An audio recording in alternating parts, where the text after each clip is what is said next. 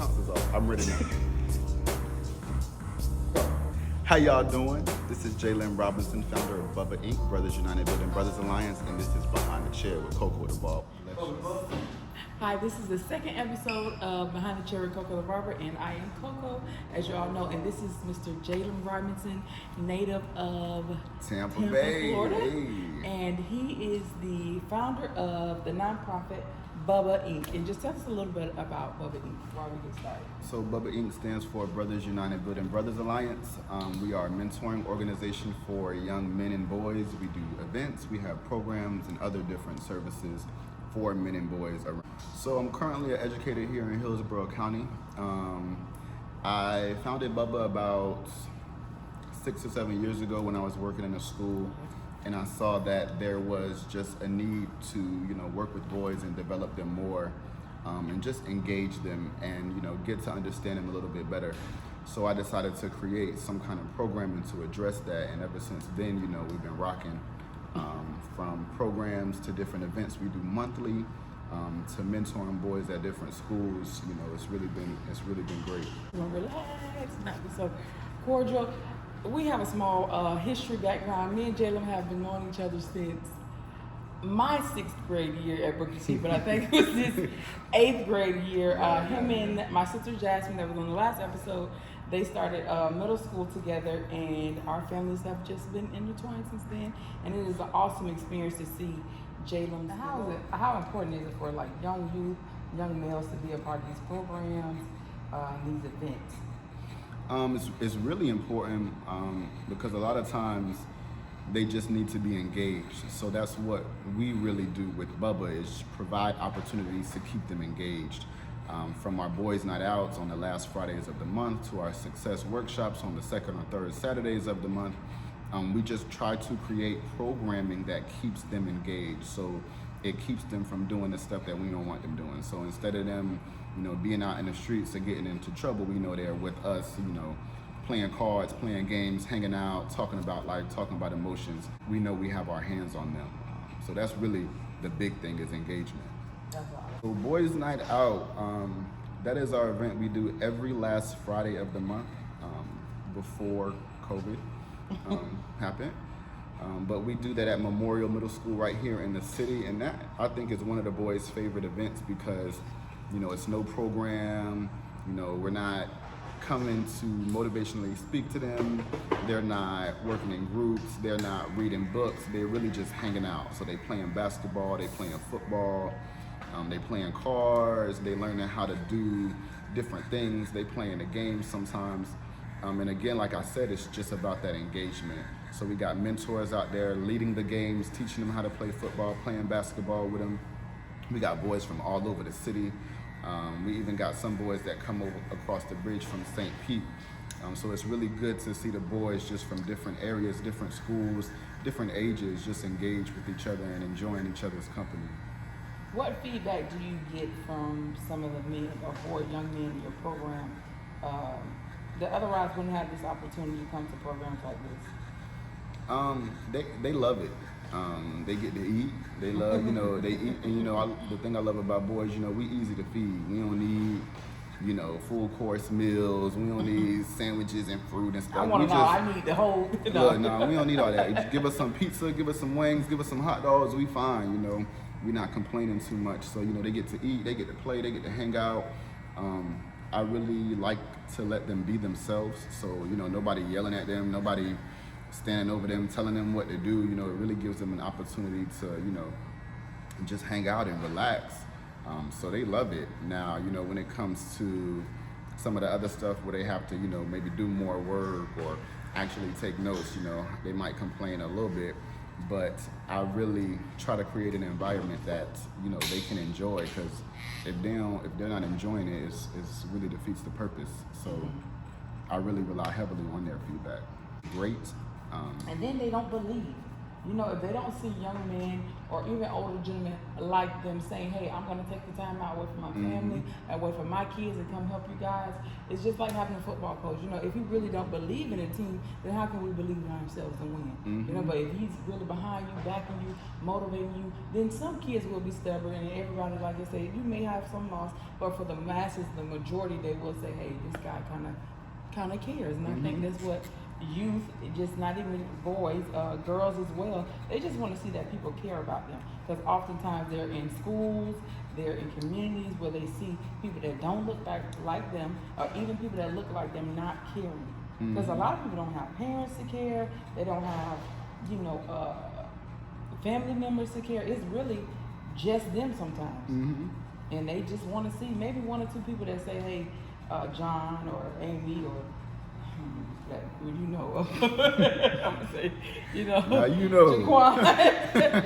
I just want to see you do better. I had a teacher, and you know, no to this interview, but my first black teacher, fortunately, was his dad, Mr. Robinson, and he cared. You know, you don't really see. And then his mother, Miss Robinson, was my sister teacher, and she cared. You know, the teacher, and that's where you can really see, you know, when you got educators that are, you know, about the kids, and when you got them that, you know, about the money, or just disconnected. You know, sometimes you can have good educators that will be good at this school with these kids, but over here with these kids, nah. Say not, it. You're not, talking not about so much. teachers that do good at A schools and not good at Title Ones. You're a teacher. I don't. But you know what? It's about connection. They can be, you know, great in content, great in pedagogy. They can know every strategy. What's the word? You caught me off. Don't get me started. Don't get me started. Say the word. You're trying to get me crunk up. Don't get me started now. Say the word again. I'm not going to play with you. They caught me off guard. They can be great teachers. They can have great method, but if they can't connect with the kids, you know, that's a large issue. So it really doesn't even become about, you know, A schools, F schools, B schools, because that's play. That's something. In Tampa, that means like, you know. and it's play, and you know, it's not a good way to categorize kids. At all, because Right. those kids have computers. They can look up. You know what I'm saying? What's going on? And if I look up that I'm at an F school, and I know where I am in life, and I know where my school is located, and I know what we have going on, does that make me a failure? Based off the children, the grades based off the kids. So you give us a little bit more to give a little bit more to them, then grades can change. But sometimes I think it's a part of the agenda, you know, to be on a grading scale, because all the schools can be A's. You know what I'm saying? Yeah. So it might be a part of the plot to have some D's and F's. Because honestly, you do have the means. I just seen this huge charter school go up off of 75. So clearly you have the means. The money is there, but maybe you just don't. Well, that's whoever built the charter school money. That's who got money. But it's also a lot about, you know, the teachers. Like I said, because you can have a great facility, you can have great stuff. But if your teachers can't connect with them kids, man, them kids gonna throw them books out the window, throw them iPads out the window. It's gonna be all your new technology, freedom riders movement. all your great, super smart, super skilled teachers. Like, ain't nobody worried about all that. It's really about connection. Like, that's really what it all My thing is, boils why down even to. be an educator if you don't have that? You know, some teachers don't even know. You know, I don't really know if that's true, but, you know, they say some people don't know the error of their ways. So they could be, you know, going their whole career thinking that, you know, they're great and that they're doing a great job, and that, you know, they could even have, you know, good test scores. They could have, you know, no discipline problems, but that doesn't necessarily, you know, mean that, you know, they're great teachers and that they've impacted, you know, kids. So, you know, it's really a layered situation when you think about it. And what it really boils down to is just making sure that we have, you know, more of us in places where us are. So where our kids at, that's where we need to be. Where are we, you know, going to get taken care of? That's where we need to be. Where are we going to get our haircut, that's where we need to be. Where are we going? You know, anywhere where our children are, we need to be. there. Period. We need to be there. And with an open heart and Every brother. It's a great barber. So what are their future plans for Toba and all that? Let the people know. So they can support as well. Because nonprofits need donations. So just let them know.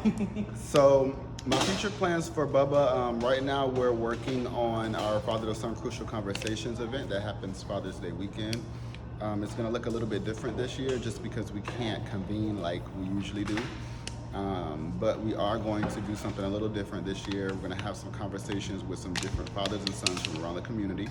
But you can keep updated with us on all kinds of social media. We're everywhere.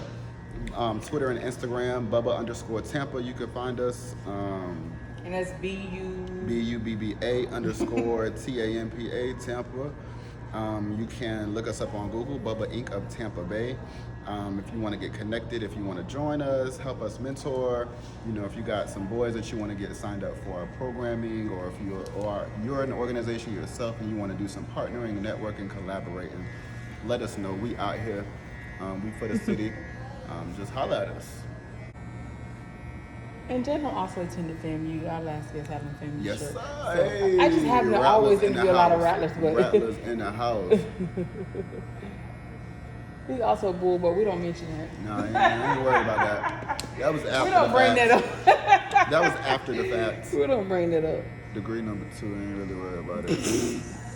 At least we stay with the same colors. Yeah. Not the gold. But I bleed orange and green. Bleed it. And we real brags too. You know, everybody be on that. We brag differently, like we're actual Brags. My actual granddaddy. Like it's brag. Like that's the stadium named after That's our, my our people. grandfather. Like, yeah. So tighten up. Don't know how to act.